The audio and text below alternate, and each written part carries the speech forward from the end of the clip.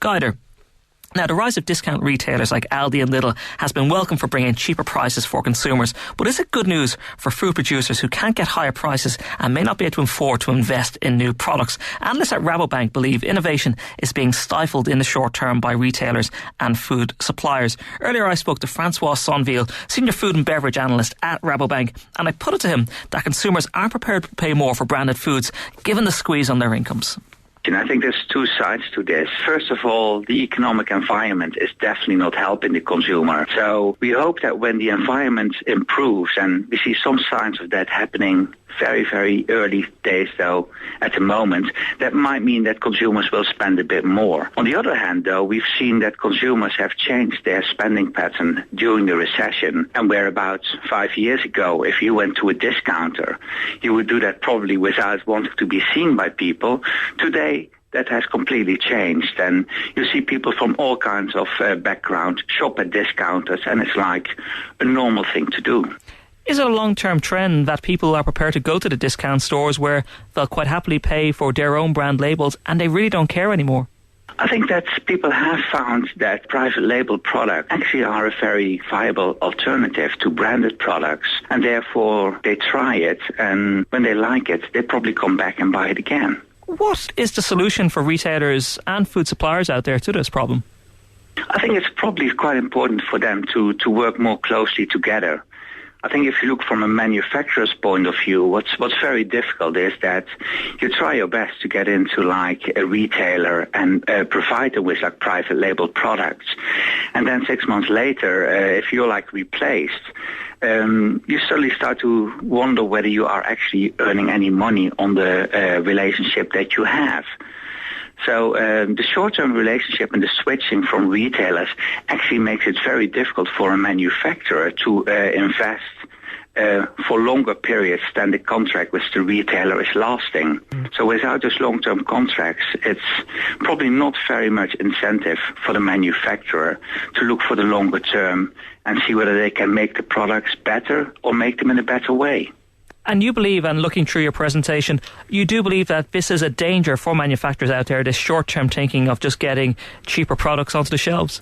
I think it is. I mean, we've spoken with a couple of manufacturers who have products in their assortment that they're actually like not making any money on whatsoever. And they know that to improve the product, they should make investments, but they're reluctant to do so. Now, if you like continue that line of thinking, you wonder whether not doing of investments is actually going to lead to like dangerous situations. I mean, it's one thing that a product becomes dull and you don't have much variation, but it's another thing when so little investment is taking place that you actually start to wonder whether the product is made in a safe way.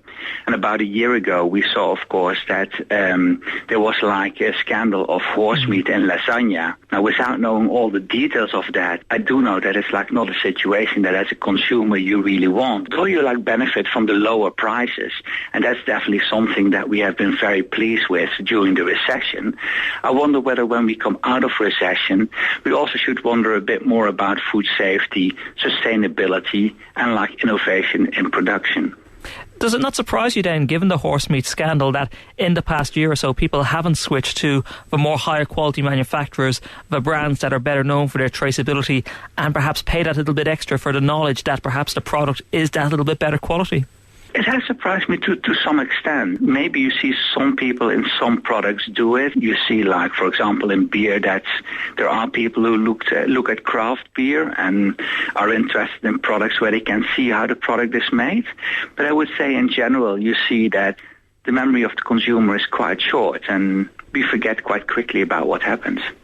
A lot of people would blame this idea of selling low-price brands and discount brands on the retailers themselves, that they're quite happy to squeeze the supplier margins and therefore the manufacturers can't invest in their products. I think we should not put all the blame with the retailer. I think the retailer is basically doing what we tend to do, and sometimes that's difficult because not every consumer is capable of making the right choice. Sometimes it's quite difficult to see where a product comes from. But I think if you combine this with like a recession, I think that if you look at like what commodity prices have done, they've risen by something like 4% each year on average during the recession, while prices at the retailer has risen much less.